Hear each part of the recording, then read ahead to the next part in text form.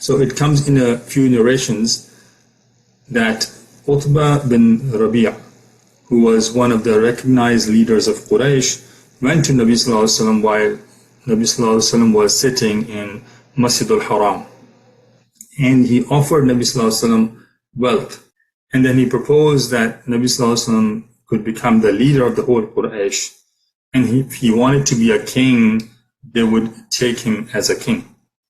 Nabi Sallallahu Alaihi Wasallam listened calmly to this offer. And when Utbah finished his speech, Nabi Sallallahu Alaihi Wasallam asked him to listen to what he has to say in response.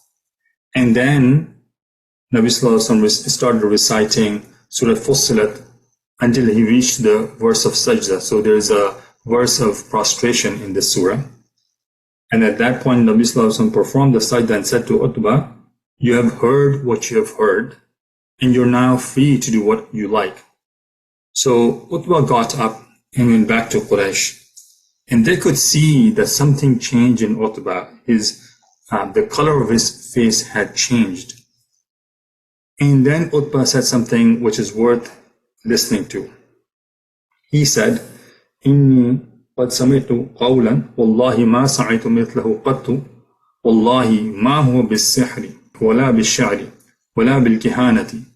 Ya ma'ashara Quraysh, fati'uni waj'aluha li, خلوا بين الرجل وبين ما هو فيه فاعتزلوه فوالله لا يكونن لقوله الذي سمعت نبأ فإن تصبه العرب فقد كفيتموه بغيركم وإن يظهر على العرب فملكه ملككم وعزه عزكم وكنتم أسد الناس به."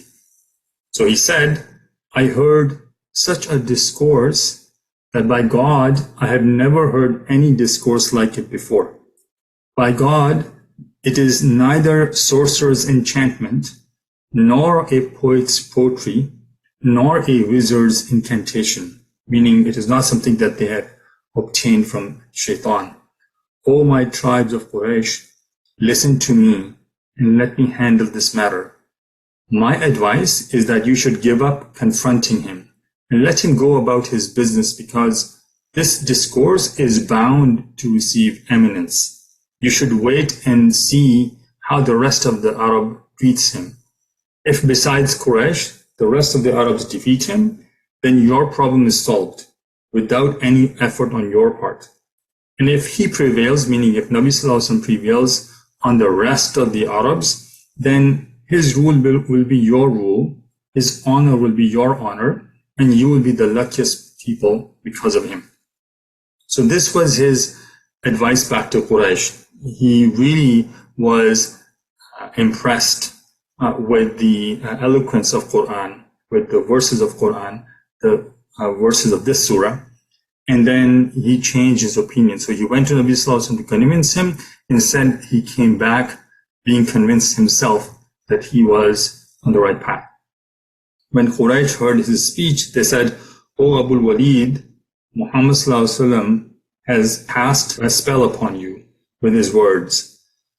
And then Utbah said, "Look, I have given you my advice, so it's up to you what you do with it." So this was the incident that led to the revelation of the first part of the surah, Hamim.